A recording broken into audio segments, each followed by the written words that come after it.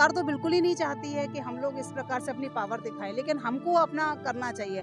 कई नेताओं की भी कमियां रहती हैं, कुछ लोगों की भी कमी, कुछ अपने पर्सनल उनके इश्यूज आते हैं जिसकी वजह से ये चीज़ें उतने लार्ज स्केल पे जो होना चाहिए वो नहीं हो पाता है। जो नेता होते हैं ना, वो व्यक्तिगत महत्वाकांक्षाओं के कारण कोई काम नहीं करते हैं, लेकिन इसका मतलब ये नहीं है कि हम आम जनता और समाज के लोग जो हैं ये काम को करें ना। इसलिए कारवां हम समाज के लोगों को ही बढ़ाना होगा और हम बढ़ा कर रहे हैं। ऐसा चाहूँ राज में जहाँ मिले सबन को अन्न, छोट बड़ो सब सम रहे, रहदास रहे प्रसन्न। नमस्कार, आप देख रहे हैं एनबी न्यूज़ 24/7 नीलम बोध के साथ। और साथियों, आज हूँ मैं सम्राट अशोक की धरती पाटलिपुत्र पटना बिहार में। और जिस तरह से आप मेरे पीछे खूबसूरत नज़ारा देख पा रहे होंगे, यहाँ पर एक धम्म कारवे का आयोजन किया गया जिसमें कि देश के विभिन्न हिस्सों से लोग चलकर आए हैं। और जिस तरह से धम्म को गति देने के लिए लगातार क्या उपासक, क्या उपासिकाएं, क्या भिक्षु संघ, हर कोई व्यक्ति जुटा हुआ है। और जिस तरह से हम देखते थे कि महाकाणिक तथागत बुद्ध के समय में और सम्राट अशोक के समय में पूरी धरती बौद्ध में थी, आज वही कारवां हमें देखने को मिल रहा है। और जिस तरह से भिक्षु संघ और भिक्षु संघ के बाद में उपासिका संघ सफेद वस्त्रों में और सबके हाथों में पंचशील के झंडे आपको दिखाई दे रहे हैं। और लगातार लोग पंक्तिबद्ध आते हुए, बहुत ही खूबसूरत मंजर, ये नज़ारा देखने लायक है। और जिस तरह से कहा जाता था कि कहीं ना कहीं भारत से बौद्ध धर्म खत्म हो रहा है, लेकिन खत्म नहीं हो रहा है। बात करूं, आज उतनी ही तेज गति से बौद्ध धर्म इस देश में प्रचारित और प्रसारित हो रहा है और फल फूल रहा है। और ये उपासिकाओं का जत्था आते हुए कितने सुंदर तरीके से महिलाएं सफेद वस्त्रों में सुशोभित होते हुए, और अनुशासन आपको देखने को मिल रहा होगा कि एक के बाद एक पंक्तियों में महिलाएं कदम ताल करते हुए, बहुत ही खूबसूरत मंजर नजारा।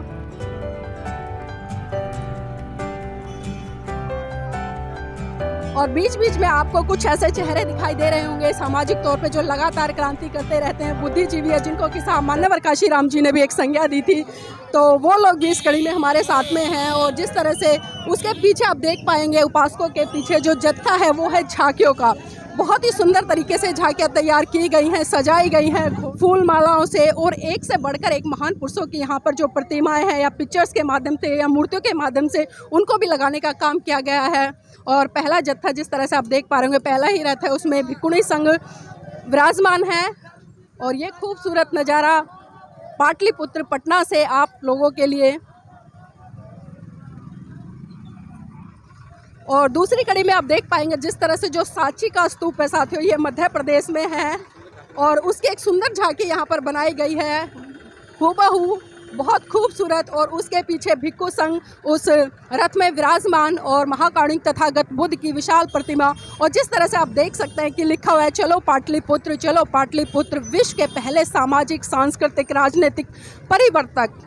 मैं मोक्षदाता नहीं, मार्गदाता हूँ। बौद्ध धर्म विश्व का पहला वैज्ञानिक धर्म है। तथागत बुद्ध ने पहली बार महिलाओं के उत्थान के लिए सामाजिक सांस्कृतिक जंजीरें तोड़ी। और देखिए, और तीसरी जो झांकी है वो धम्मचक्र के है। और देखिए उस पर जो सिंह है वो विराजमान, अशोक स्तंभ। और उसी के साथ साथ में जो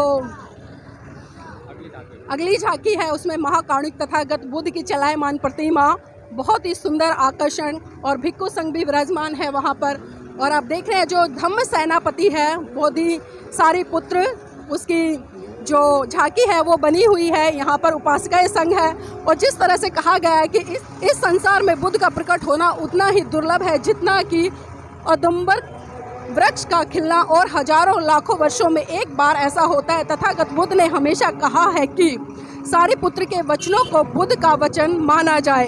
तो देखिए किस तरह से महाकाणिक तथागत बुद्ध ने साफ साफ तरीके से कह दिया है कि जो सारिपुत्र है, अगर वो कोई भी वचन बोलता है तो उसको बुद्ध का वचन माना जाए। और ये अगली झांकी आप देख रहे होंगे, इसमें जो संविधान के रचयिता है परम पूज्य बाबा साहब, इनकी क्या क्या संज्ञा दूं मैं, बहुत कम पड़ जाएगी। और जिस तरह से परम पूज्य बाबा साहब ने कहा है कि जो धर्म जन्म से एक को श्रेष्ठ और दूसरे को नीच बनाए रखे, वह गुलाम बनाने का षड्यंत्र है। मुझे वह धर्म पसंद है जो स्वतंत्रता, समानता और बंधुता सिखाता है। कितनी बड़ी बात परम पूज्य बाबा साहब ने कही है। और खासकर जो समानता की बात परम पूज्य बाबा साहब करते थे। और अगली झांकी में आप देख पाएंगे संतों के संत कबीर जी, और संतों में ध्रुव तारा की जो उपाधि दी गई है वो है शिरोमणि संत गुरु रविदास जी की। दोनों का बहुत बड़ा महत्व है। जिस तरह से संत कबीर जी ने इस देश की रूढ़िवादी परंपराओं पे कुठाराघात किया और बहुत ही सिंपल व साधारण शब्दों में बता दिया कि पाथर पूजे हरी मिले तो मैं पूजू पहाड़, तासे तो चाकी भली जो पीस खाए संसार। बहुत बड़ी बात कही है। और जिस तरह से संत शिरोमणि गुरु रविदास जी ने भी कहा है कि ऐसा चाहूँ राज में जहाँ मिले सबन को अन्न, छोट बड़ो सब सम रहे, रैदास रहे प्रसन्न। जी हाँ, इस देश के जो महानायक है उन्होंने एक से बढ़कर एक विचारधारा को स्थापित करने का काम किया है और वो विचारधारा लोगों के कल्याण के लिए है, समस्त देशवासियों के लिए। और जिस तरह से आप मेरे पीछे देख पा रहे हो, जो गाड़ियों का जत्था है वो शुरू हो चुका है। उपासक उपासिकाएं अपनी अपनी गाड़ियों में इस धम्म कारवां को गति देने में अपनी सक्रिय भूमिका निभा रहे हैं।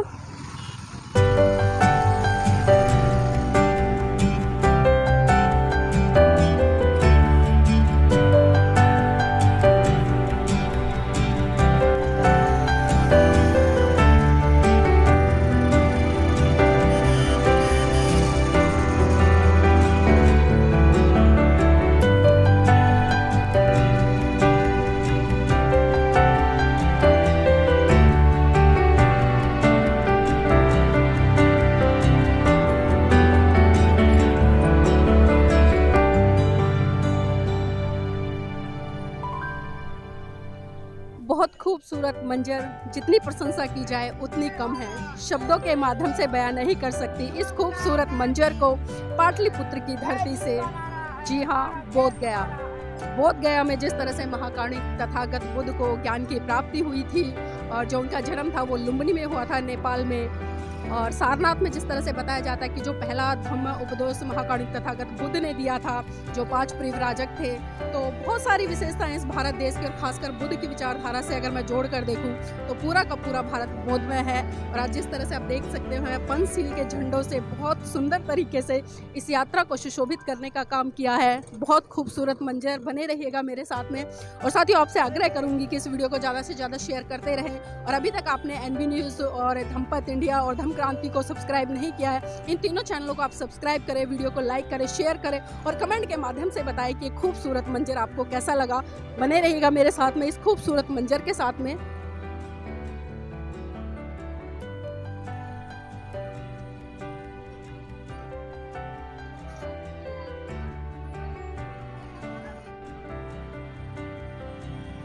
देखिए यहाँ पर बहुत सारी उपासिकाएं हैं, चलिए उनसे चर्चा कर लेते हैं। आपका नाम क्या है? मैं भावना दौरे ग्वालियर से, हमारी सावित्रीबाई फुले महिला अधिकार संरक्षण टीम आई है, पूरी ग्वालियर से 15-20 महिलाएं हैं। अच्छा, ग्वालियर से आए तो पहले ये बताइए, आज का जो दिन है, इतना बड़ा महत्वपूर्ण दिन है, कैसा लग रहा है?